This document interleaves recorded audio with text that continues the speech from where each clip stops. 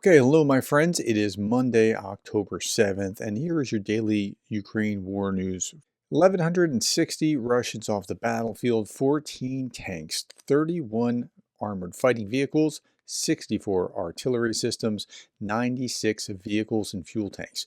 So when you look at that 1,160, now I normally talk about whether it's high or low. How do we know whether this is high? Well, it's high for the overall war. It's not high for the month. And what I mean by that is this. So the British intelligence update just came out and said the average daily Russian casualties killed and wounded in Ukraine reached a new monthly war high during September 2024. The average daily loss rate was 1,271 per day, compared to the previous month war high of 1,262. Again, we're at 1,160, and that's only one figure, but still, you kind of get a sense of what's going on here with this. And an increase in the casualty rate since May 2024 is almost certainly due to the extension of the combat zone to include both Kharkiv and Kursk, and increased intensity along the front line. Russian forces highly likely continue to attempt to stretch Ukrainian forces by utilizing mass to overwhelm defensive positions and achieve tactical gains. Russia's casualty rate will likely continue to average above 1,000 a day for the rest of 2024, despite the onset of winter. Now, if we look at this is the actual chart that they were talking about. This is also in Noel reports, but it's from the British. This first year, the average from March, April, May going forward was 300s, got low down into 100s, 200, 3, 4, 5, and then continued up into 700, 5, 5, 5, 6, 6, 5, 5, 7, and then something changed about November of last year. 952, 967, and then into this year, 846, 983, 910, 899, and then summer, May, it really changed. 1262, 1163, 1140, 1187, 1271. Now, last month was the second highest until now, which just displaced the highest. Okay, so it's been really hot, and what we know, again, the highest was 1271 as an average in the month. Right now we're at 1160, so that's how you can kind of gauge what's going on. Okay, if we look at Andrew Perpetua's list, we see about a 2.5, 3-to-1 ratio of Russian losses to Ukrainian losses. Last night, 2 out of 3 KH-47M2 Kinzhal ballistic missiles were shot down. They have a pretty hard time shooting down ballistic missiles.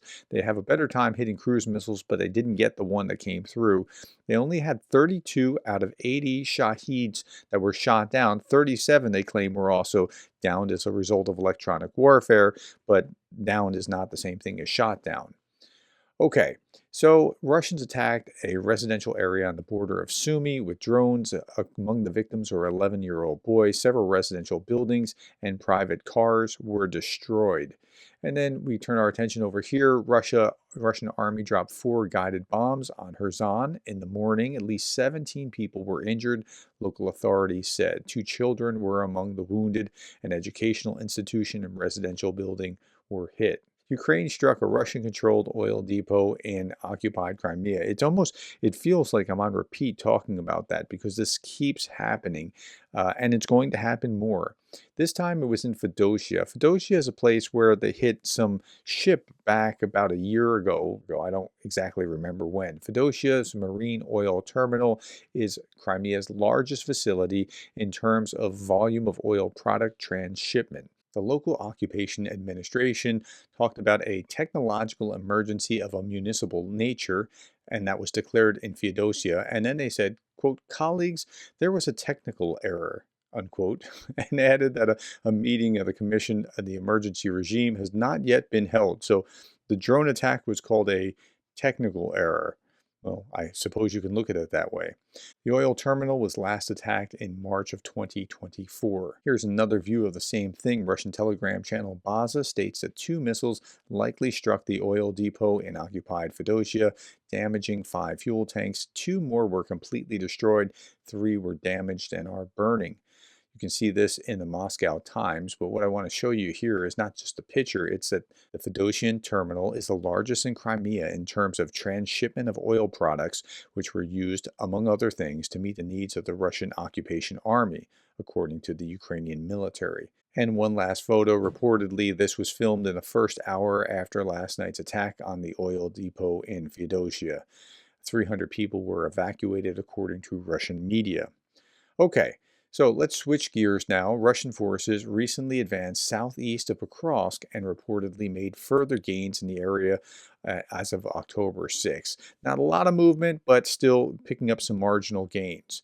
In the Kursk area, there's also not a lot of movement. Russia keeps trying to recapture lost territory. They're not being terribly successful at that, so it's not anything worth noting.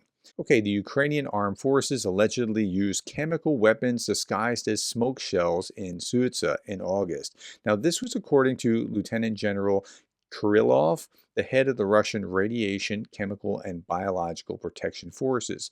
Now, I don't see anything else legitimate, any other legitimate sources saying that the Ukrainians did that. He's also the same guy that claimed that the U.S. moved part of their biolabs from Ukraine to Africa. The work is underway in Cameroon, the Democratic Republic of the Congo, Nigeria, Sierra Leone, and Uganda, according to Igor Kirillov. So you can safely discount whatever he just said. Okay, Belgorod region of Russia announced a new record amount of one-time payment for signing a contract, this is called a bonus, with the Russian Ministry of Defense.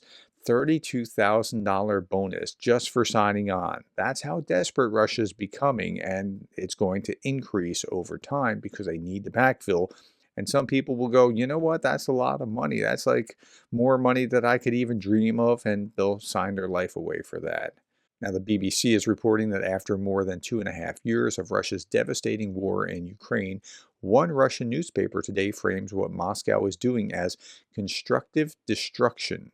And what they mean by that is it's destruction, but it's good destruction because it's destroying the rules-based order that exists currently, and that's going to be a positive thing in their minds. Viktor Bout, the Russian arms dealer known as the Merchant of Death, returned to Russia from U.S. jail when he was exchanged for U.S. basketball star Brittany Griner. Star, it might be a little bit too much of a term here. She was a WNBA player, but hardly a star. Bout is back in business, trying to broker the sale of small arms to Yemen's Iranian-backed Houthi militants, according to the Wall Street Journal. Deliverables are expected to begin as early as October. AK-47s are planned to be delivered to the port in Yemen under the guise of food. So that's the outcome of that exchange. Georgia's ruling party, Georgia Dream, will reinitiate impeachment proceedings against the president. They tried this before and didn't go anywhere. The formal reason for the impeachment was that she made foreign visits without the government's permission. Well, but she traveled on her own dime. She did it informally, and it was there was no official business. That doesn't mean that they're not going to prosecute her in spite of that. However, the real reason is that the pro-Western president is a bone in the throat for the pro-Russian Georgia Dream Party. Now, the Ramstein format is coming up, and Ukrainian President Zelensky said that at the Ukraine Defense Contract Group, he will continue trying to convince his partners that Ukrainian drones alone are not enough, and they're really not. Now, this comment from Jay in Kyiv was insightful. The only spine the Biden administration now has remaining is the one that protects Putin. Isn't that awful? Like that, he's no conservative either saying that, but that seems to be the case. Biden is just stubbornly holding on to that particular position. Meanwhile, former Russian Deputy Defense Minister Timur Ivanov has been accused of embezzlement in the purchase of ferries for the Kerch crossing, an embezzlement of more than 3.2 billion Russian rubles from the bank. And he's just one of a number of generals that have been recently accused of this sort of thing. Now, today is President Putin's birthday, and in honor of that, hackers who oppose the Putin regime and support Ukraine hacked a Russian company in charge of technical parts of Russia's oil industry. And in addition to that, state holding company VGTRK has been subjected to an unprecedented hacker attack.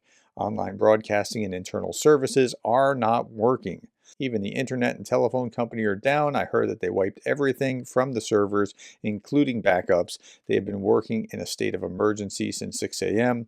The problem is very serious. VGTRK includes, among others, Russia 1, Russia 24. These are TV stations, as well as radio stations, Vesti FM, Mayak, Radio Rossiya, etc. Okay. Darth Putin, the parody site, says someone's idea of a birthday gift is a pager marked Made in Israel.